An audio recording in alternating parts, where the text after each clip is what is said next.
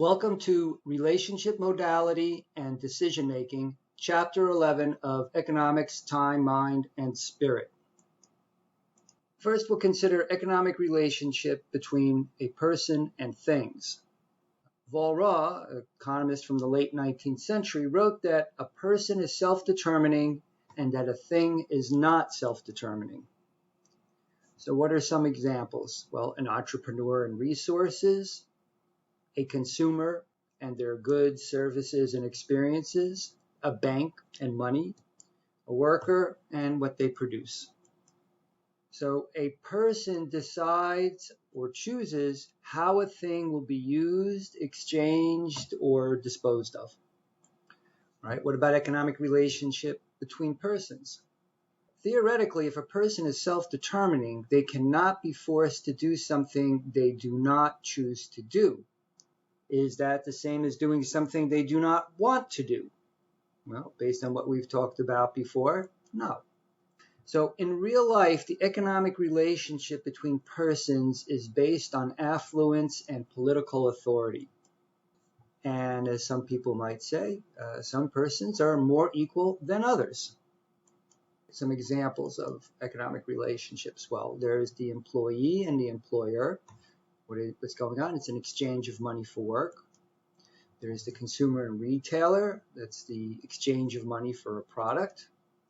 There's businesses to business, exchange of money for resources. And political authority and constituency. The collection of taxes, provide assistance, enforce legal constraints, among a number of things that we would expect a political authority to do. To move ahead and expand on species of relationships, we're going to talk about 5 relationship modes. What we have here is combat, conflict, competition, cooperation, and community. We'll get into these in detail, but as you see, this is represented as overlapping. And so the idea is as follows. That conflict has elements of both combat and competition. Competition has elements of both conflict and cooperation. Cooperation has elements of competition and community. There is a dynamic between people, between nations, between businesses that can move along this spectrum of relationships. So let's consider these a little bit more in detail. So what is combat? Combat is a relationship where the survival of one person is dependent on the death or decimation of another. Right? Basically, they are enemies. So it's you or me, battle to the death. It's a zero-sum existence game. And the key element is my sense of well-being is the inverse of my enemies. Conflict. Well, here, survival or existence is not in question. However, there is a conflict over land, resources, relationships, or other important issues of well-being. Here, it's a zero-sum game over resources. So conflict can escalate into combat if the resources become essential for survival. Conflict can de-escalate into competition if inventiveness leads to increased or more efficient use of resources. Competition. Well, this occurs when a person's performance can be against another. Right? So you're competing against someone else. It is possible that in the process, all competitors can improve in performance, potentially benefiting non-competitors. If competition leads to depleting resources, it can become a conflict. If competition leads to specialization and exchange, it can become cooperation. So in a way, competition is at the intersection of conflict and cooperation. How about cooperation? Well, cooperation occurs when multiple persons can work together and they can all benefit. right? So the idea of working as a team, being co-workers, coordination of efforts, sharing of benefits and costs. The well-being of a person is indirectly based on the well-being of others. So when you're working cooperatively with someone, the focus is still on your own individual well-being, but there's a recognition that sometimes by just being okay with another doing well also, you can make your life better off. So it's only indirectly based on the well-being of others. So you might be indifferent to the other person's success. However, since their success is dependent on both of you doing your work well, you tend to be successful at the same time. Here we're talking about symbiotic relationships. Okay, what about community? Community exists when the well-being of an individual is dependent on the well-being of others. So if the community does well, you feel happier or more successful. Here we can imagine a well-being function where the well-being is a function of the individual person's utilities. In some sense, the well-being of the community as a whole. And there's an associated term for this kind of experience. It's called compersion, and that's the state of experiencing happiness for the happiness of others. So community can lead to a transcendent identity. Instead of an individual, you have a village, or it can become a state, or a nation, a country, it could be a religion. But at the core of community is a greater sense of identity and a sense of well-being based on the well-being of the community as a whole. So let's consider how we can represent these kind of relationships in a functional way. Combat, if you have the well-being of one person plus the well-being of another being equal to 0, then it makes well-being a zero-sum game. You can't increase your well-being without the well-being of the other being harmed. And the most extreme version of this would be where the survival of person I plus the survival of person J is less than or equal to 1. In other words, at most, one of the combatants can survive. But because of the nature of combat, it's possible that neither will survive. How about a conflict relationship function?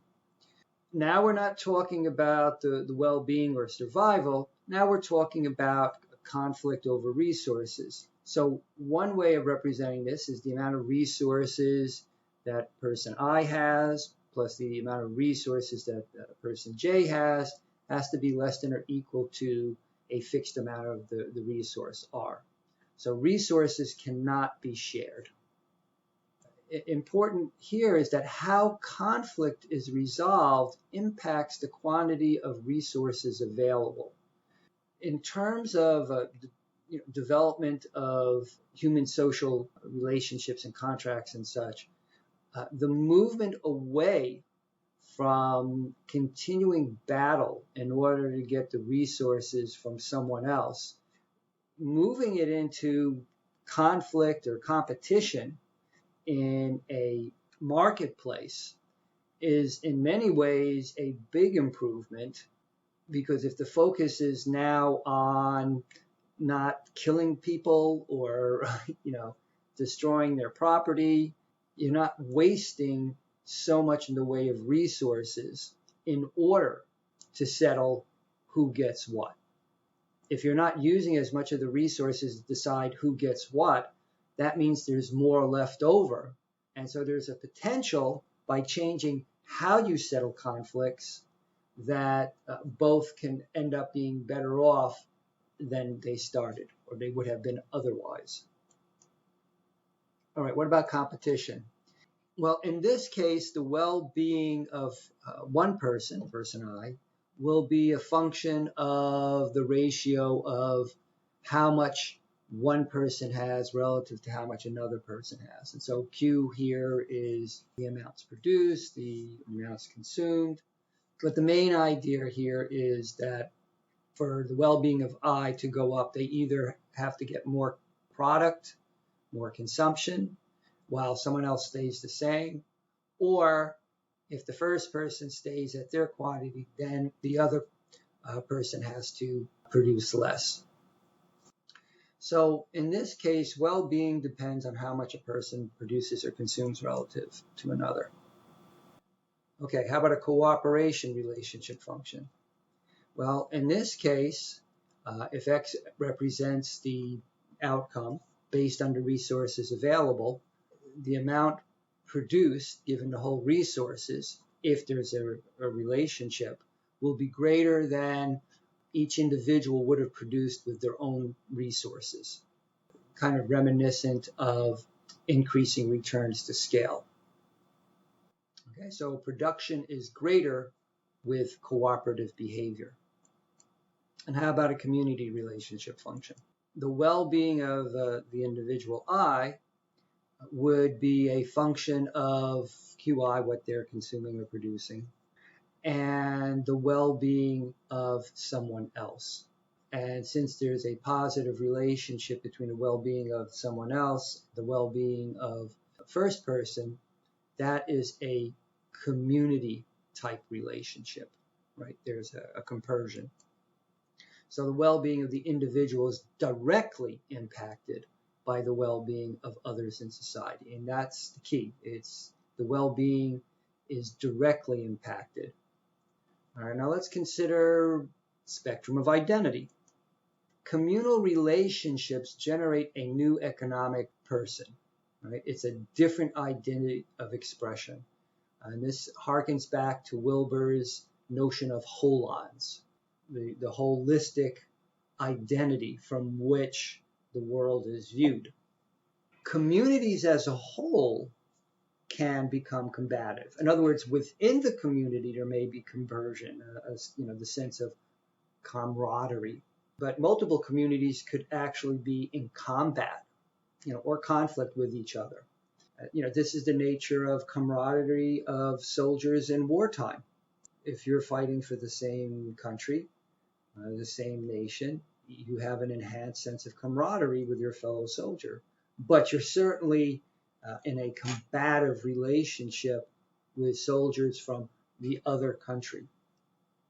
So individuals in a war of all against all, something that Hobbes wrote about a few hundred years ago, may find that their survivability increases by acting as a community with some other warriors.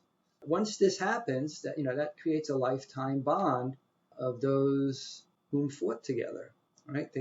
Their survival depended on each other. You can't get more committed to the well-being of each other. And this was written about by Chris Hedges in a book called War is a Force That Gives Us Meaning. One of the things then we want to keep in mind in terms of this set of relationship modalities, we can have a wide range of modalities personally with varying people or between communities. So this is a way at getting at the distinction between working within a system and working between systems. So we go from regard for the future to regard for others. And so this is the experiencing the future self as valuable to your present self. So let's review regard for the future and what this means about regard for others. So experiencing the future self, your own future self, as valuable to your present self is a first step in valuing others. If S is the society of people of interest and there are N persons there, and if we let W little n be the weight of regard for the nth person, then the regard for society would be the sum of these weights. So that's one way to express regard for society, regard for others. And the notion of a great spirit, sometimes people use this to describe important people or people with big visions or people that show a great deal of caring for a wide swath of individuals. Right, this often means that it's someone who shows love or concern not only for the future, but also for people beyond themselves. The main idea is regard for others and for what the future may be. So we can use regard as the way to quantify a greatness of spirit, right? So a completely selfish person would have regard for others being equal to 0, and a greater spirit has a regard that's much larger than 0. So let's consider the phrase, love your neighbor as yourself. One way to represent that would be a utility function based on the well-being of individuals, where it's the sum of those well-beings. But what's important here is that person I doesn't weight themselves more than anyone else, right? So the well-being of person 1 is just as important as the well-being of person I to person I, or for person 2, or for person 3, and so forth. This is a way that we can start talking about a utility function. The main idea, though, is it's an expression of preferences dealing with the well-being of others. So one example might be, if you had 2 people, 1 and 2, W1, well-being of the first person to the power A times the well-being of the second person to the power B. And the sizes of A and B, how large A and B are, capture the relative concern, right? So if you love someone just as equally as you love yourself, A and B would be equal. If you only care about yourself, B would be 0, and then W2 to the 0 would be 1, and then the equation just goes back to being only concerned about your own well-being. On the other hand, if you're a bit altruistic, then for you, B might be greater than A. Now, this is significant and important because if you're talking about family decision-making, there are certainly situations where the well-being of a child, especially a young child, might exceed the concern for the well-being for the parent in their decision-making. On the other hand, if A or B is negative, then the person's utility increases as the well-being of the other decreases. So having A or B being negative is indicative of a combat or conflicted relationship with someone else. Now, this can lead to an important development, which would be a set of cycles that tend to increase regard. So a person with regard for others greater than 0, so they take into account the well-being of someone else in their decision-making, means that they will invest some of their resources toward the well-being of others. Prime example of a parent raising children. Okay. Now, as others are capable of experiencing more well-being and or becoming more productive, increasing one's regard for the future in society can increase one's own sense of well-being, either through utility or hedonically or sentimentally or both or all 3. So there is this dynamic.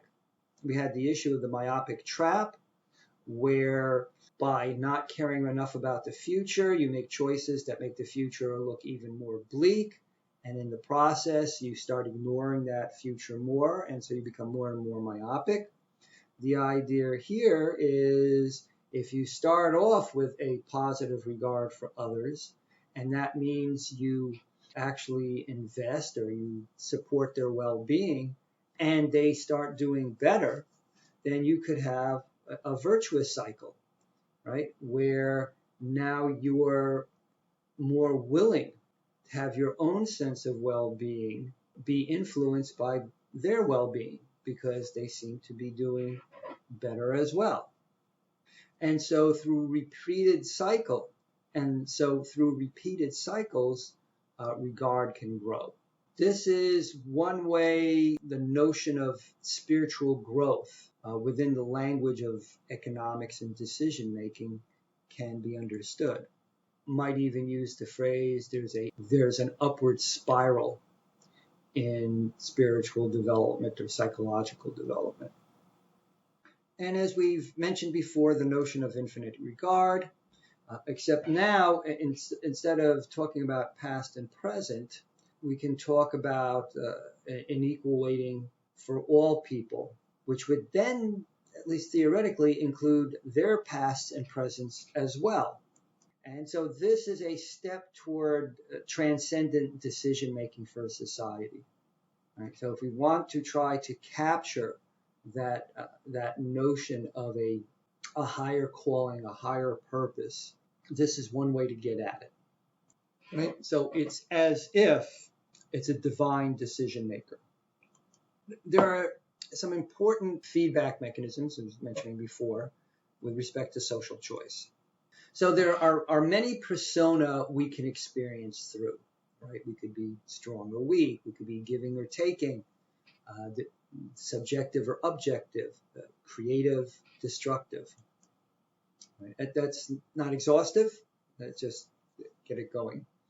So the self that gives expression is not necessarily the self that receives impressions. Right? And this is the acting as if versus authentic being. And let's take a look at the feedback structure.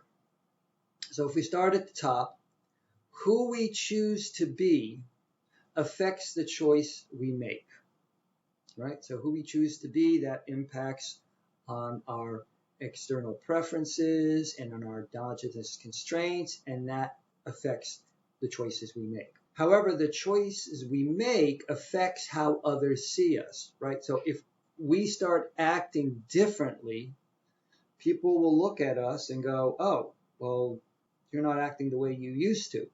That would trigger other people to reconsider how to understand us.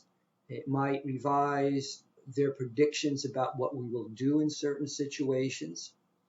And if the choices we make are more considerate, then that can be a signal to other people to start assuming that, okay, maybe you're a little bit more considerate than I remember.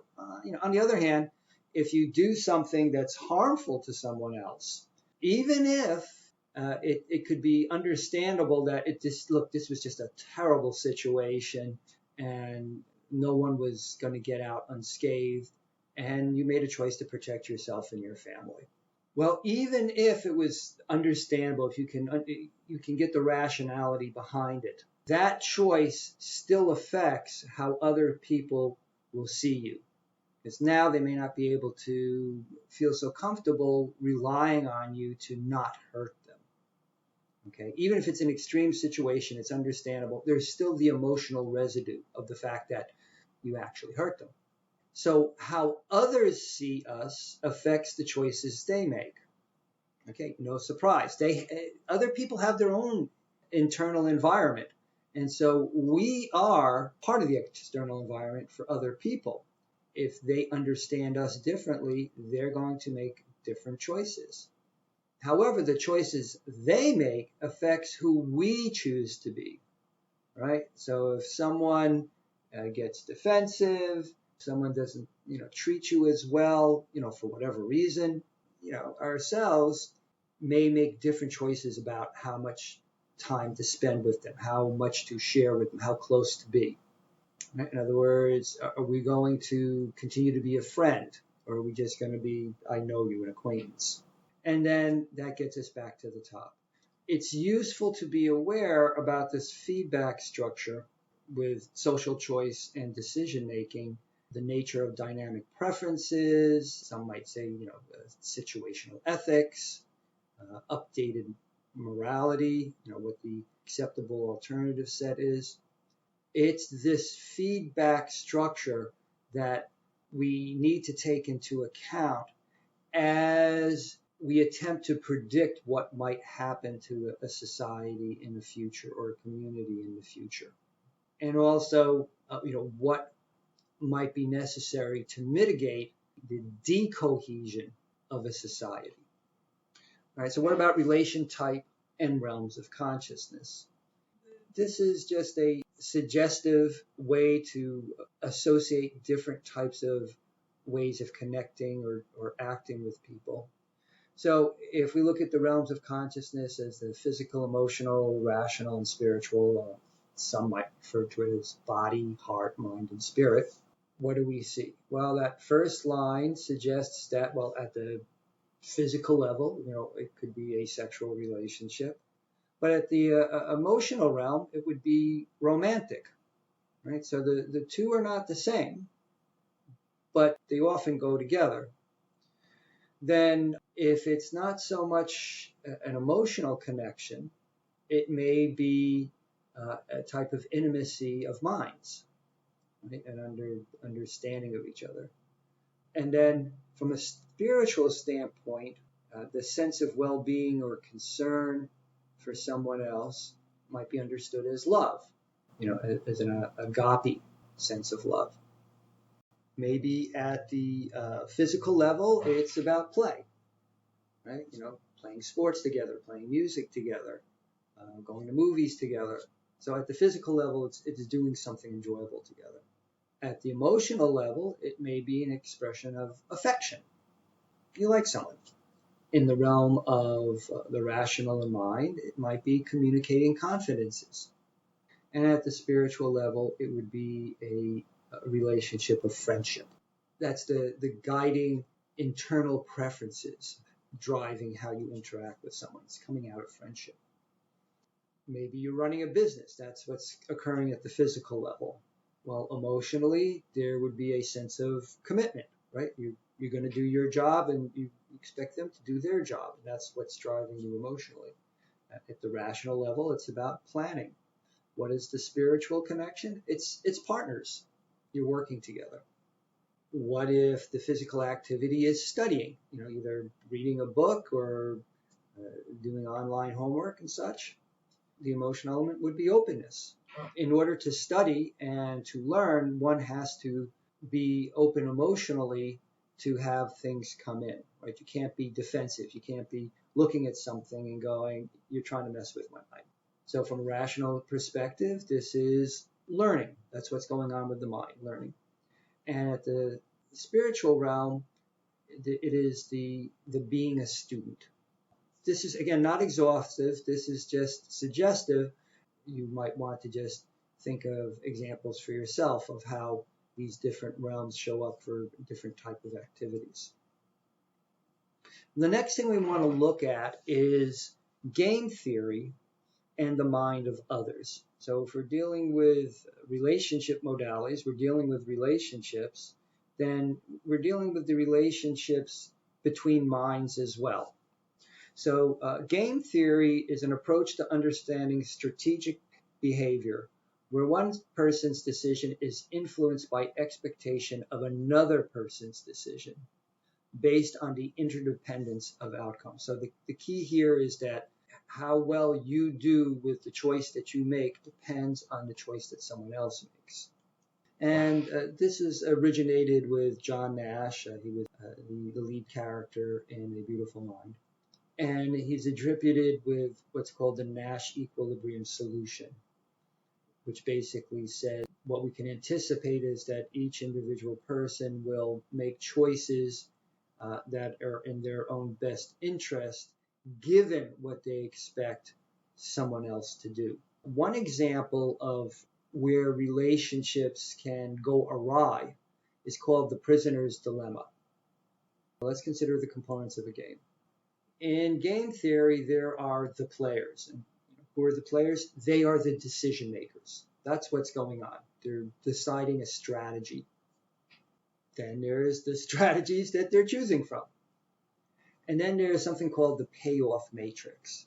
Now, this describes how each person either gains or loses based on what both have decided.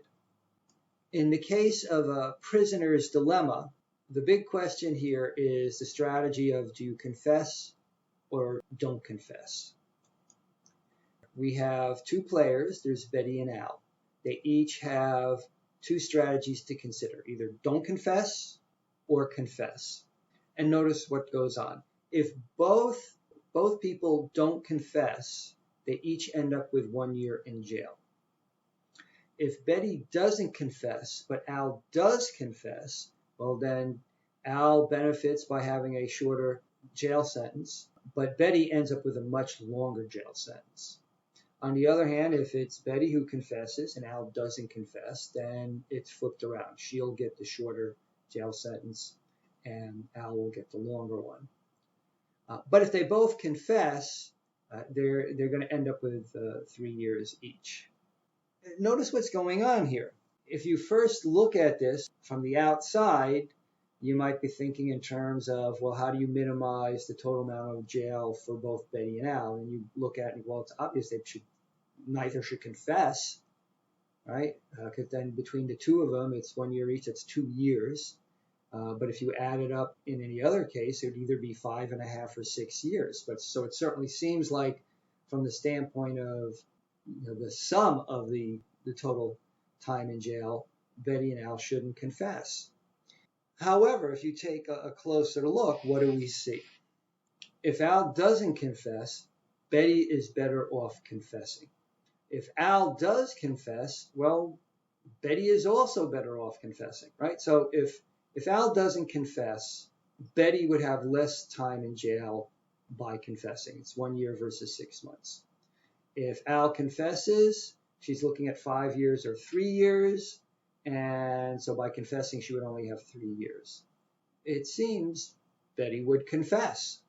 But if Al knows this, or has reason to believe it, then he looks at his situation and he's going to go, well, he's better off confessing. Moreover, because of the symmetry of how we would describe this matrix, it's symmetric. What would make sense for Betty would also make sense for Al. Each of them, from their perspective, looks at this and they're likely to conclude they should both confess. The problem being that when they do confess, they can look back and both say, well, if we both didn't confess, we would have been better off. Well, that's true, but the incentives were such that neither would have avoided confessing. And so you have a situation where both confess and end up with the most combined time in jail. Now notice what's important here is that while it's the most combined time in jail, it is not the most amount of time that each could have been in jail. And that's what's driving it. It's still better than if one of them, from their perspective, of getting 5 years in jail. It's just that it's not as good as if they had only had 1 year each.